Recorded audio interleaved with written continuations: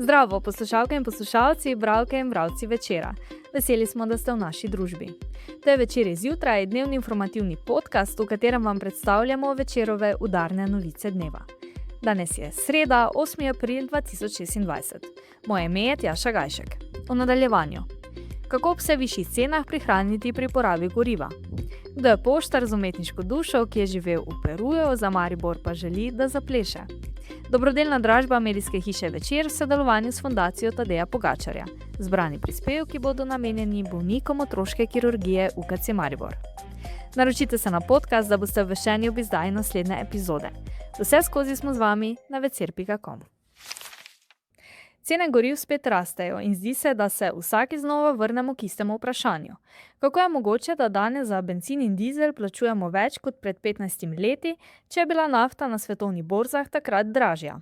Na družbenih omrežjih krožijo enostavne razlage in hitri zaključki, a realnost je precej bolj zapletena. Z mano v studiu je kolega Mitja Sagaj, ki je z novinarjema Timotejem Milanovim in Sanjo Verovnik spremljal gibanje cen nafte. Svetuje pa tudi, kako je mogoče prihraniti pri porabi goriva. Zbudili smo se v dan, ko so se cene nekaterih pogonskih goriv dvignile na rekordne vrednosti. Prvič po letu 2022, ko jih je do rekordov pognala ukrajinska kriza, so tako visoke. Za liter bencina moramo danes odšteti 1,65 evra, kar sicer ni rekordna vrednost, za liter dizelskega goriva pa rekordnega 1,89 evra.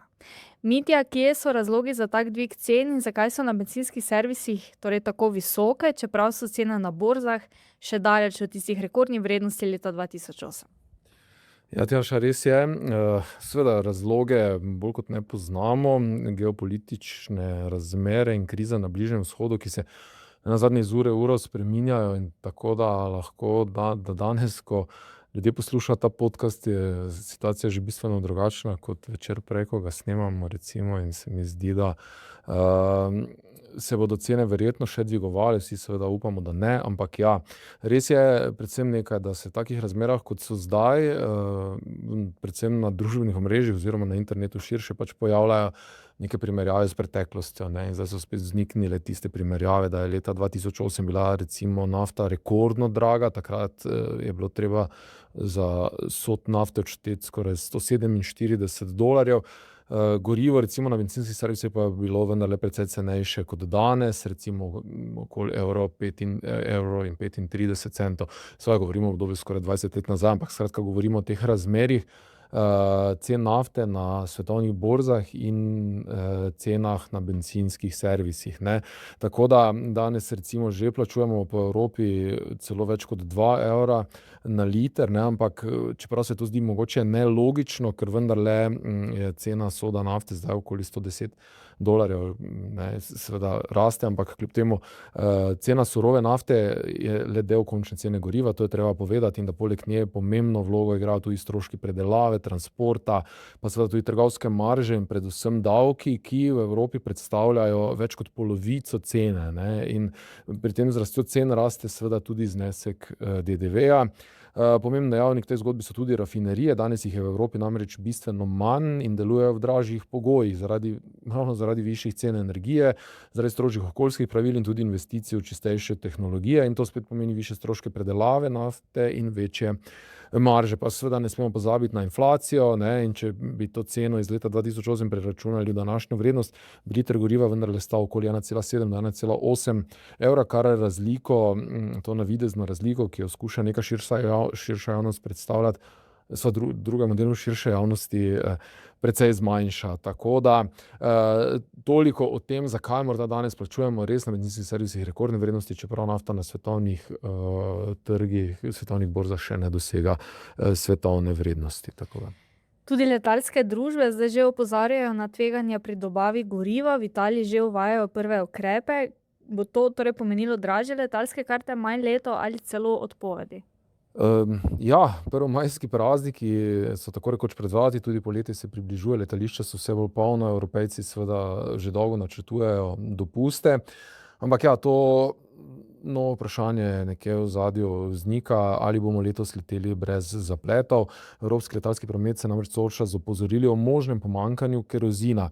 Večjih motenj za zdaj še ni, a nekatere letalske družbe že opozarjajo na tveganja, posamezna letališča pa celo že uvajajo prve omejitve in to tudi v naši neposredni bližini, v Italiji recimo, od koder prihajajo najbolj konkretni ukrepi na letališčih v Benetkah, Trstu in Milanu so začasno omejili točenje goriva.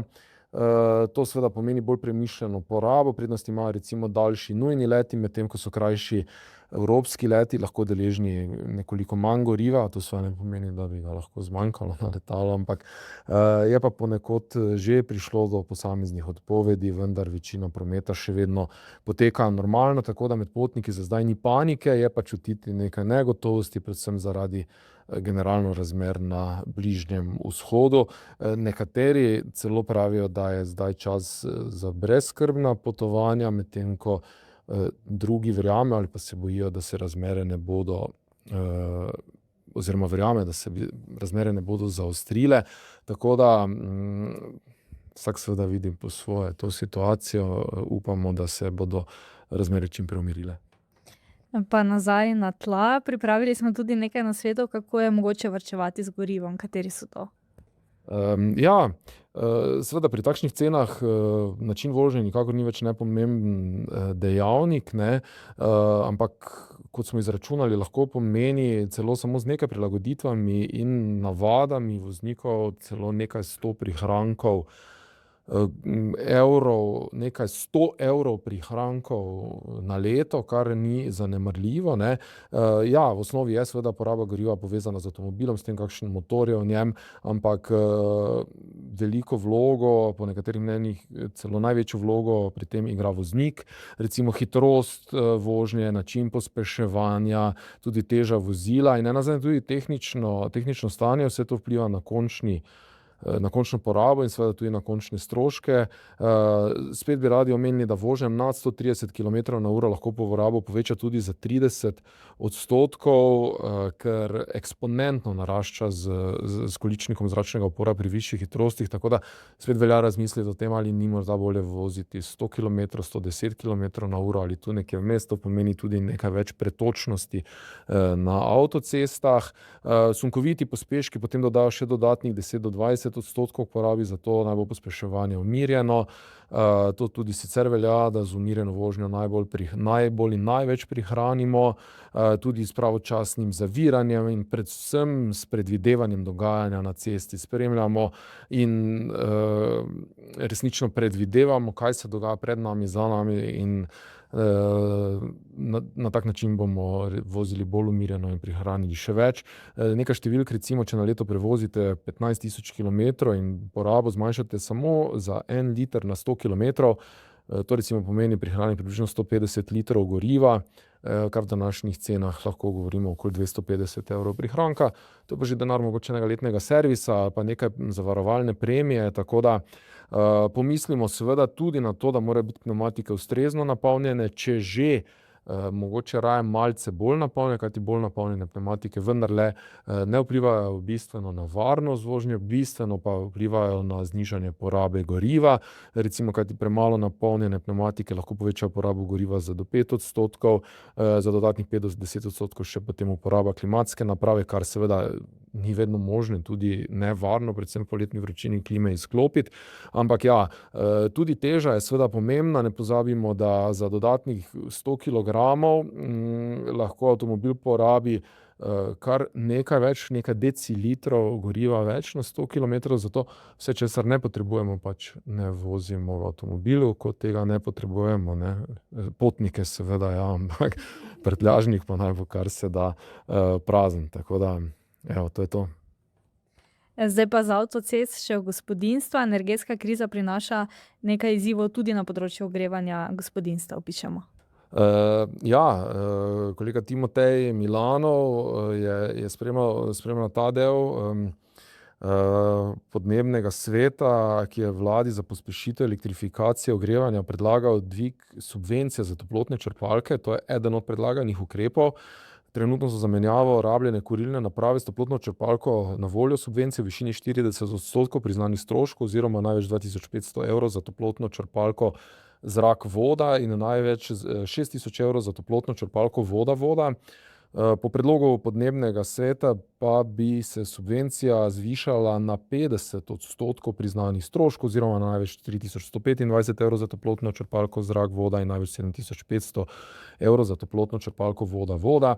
Medtem ko bi se lahko zaradi višjih subvencij sicer res več ljudi odločilo za prehod na toplotno črpalko, pa bo popolno razogljičenje vendarle velik zalogaj. Na Eko skladu, ki podeljuje subvencije za menjavo starih kurilnih naprav s toplotno črpalko ali kotlom na biomaso že od leta 2017, pojasnjujejo, da so doslej spodbudili menjavo 57 000 starih kurilnih naprav, kar je seveda lepa številka. Glede na to, da se po ceni podnebnega sveta v Sloveniji s pomočjo kurilnega olja še vedno ogreva od 80 do 100 tisoč gospodinjstev, pa bo seveda to še vedno dolgotrajen proces in ni mogoče pričakovati, da se bodo oni kotli čez noč poslovili, ampak vendarle vsaka dodatna subvencija praviloma to menjavo spodbudi. Na Eko skladu pri tem še opozarjajo, da se v gospodinjstvih, kjer so se v preteklosti odločili za prehod na toplotno črpalko, pa predtem niso poskrbeli za ustrezno izolacijo hiše, da so se vendarle soočali z zelo visokimi računi, ampak več o tem pojasnjujemo v današnjem večeru na večer.com. Tako, hvala Mitja za pojasnila. Zgodba tokratnega sogovornika v stalni sredini rubriki Gremo na kafe je vse prej kot vsakdanja in dolgočasna. Samo Rovšček je poštar in glasbeni zanesenjak, ki je odraščal na Primorskem in se po postanku v slovenski prestolnici preselil v Južno Ameriko, kjer je v Peruju živel 5 let.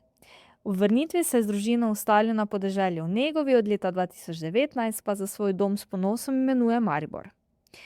Samo Rovšček je človek mnogih aktivnosti in talentov. Po duši in družinski tradiciji je tako delavec kot umetnik, pravi. Hkrati pa je izjemen glasbeni entuziast in radijski urednik na srbskem skupnostnem radiju. Trenutno je torej njegov primarni poklic poštar, delo, v katerem vidi predvsem dragocen stik z ljudmi, svojo vlogo pa dojema kot servis ljudem. Med prazniki sta se z našim novinarjem Miho Dajčmanom za pogovor dobila v moji kavarni in čeprav je to rubrika Gremo na kafe, sta v večernih urah naročila pivo. S kavo pa sodelavci na pošti začne svoj delovni dan, pripoveduje sogovornik, ki spregovori tudi o tem, kaj konkretno manjka mariborski glasbeni sceni in zakaj bi se Slovenci pri plesu morali znebiti zavor. Bi morda doma želeli imeti podpisana kolesarska dresa Tadeja Pogačarja in Urške Žigart ali pa startno številko iz svetovnega pokala smučarskih skokov v Planici s podpisoma Nike in Domna Prevca. Morda olimpijski reprezentančni dres odbojkarja Roka Možiča ali pa dres rokometaša Blaža Janca. No, morda pa bi vas zanimal podpisan motocross dres Tonija Mulca ali podpisan lopar tenisača Žige Šeška. No, vsi ti predmeti vrhunskih slovenskih športnikov so na voljo na dobrodelni dražbi v okviru podelitve Večerova osebnost Štajerske, ki jo na večeru pripravljamo v sodelovanju s fundacijo Tadeja Pogačarja. Zbrana sredstva bodo namenjena otroški kirurgiji UKC Maribor. Tako bomo s skupnimi močmi pomagali in olajšali zdravljenje in rehabilitacijo najmlajših bolnikov. Spletni del dražbe poteka še do 13. aprila, nato pa se bo zaključila v živo na slavnostni podelitvi Večerova osebnost Štajerske 15. aprila v Jarenini. Glasovanje za Večerovo osebnost Štajerske je sicer že zaključeno, kdo bo to postal, ste izbirali bralke in bralci, izbirali pa ste lahko med Juretom Strucem, direktorjem Zavoda za turizem Maribor, dolgoletnim direktorjem Narodnega doma Vladimirjem Rukavino, koreografinjo Valentino Turko, hip-hop plesalcem Janom Hodkom, športnico in zdravnico Izo Mlakar ter kolesarko Urško Žigart. To je bil Večerov dnevni podcast Večer je zjutraj 8. aprila 2026. Z vami sem bila Tjaša Gajšek. Kakovostno novinarstvo lahko podprete tako, da se naročite na tiskani spletni Večer, postanete naš sledilec in bralec na družbenih omrežjih, naročnik naših podcastov in newsletterjev. Tako boste podprli novinarstvo, ki prinaša avtentične vsebine, ki jih pripravljajo naši novinarji in jih drugje ne boste našli. Želimo, da razumete, kako se vrti svet. Želimo vam odstreti pogled v čas in prostor, v katerem živimo. Veseli bomo vaših komentarjev, pobud in kritik na različnih kanalih.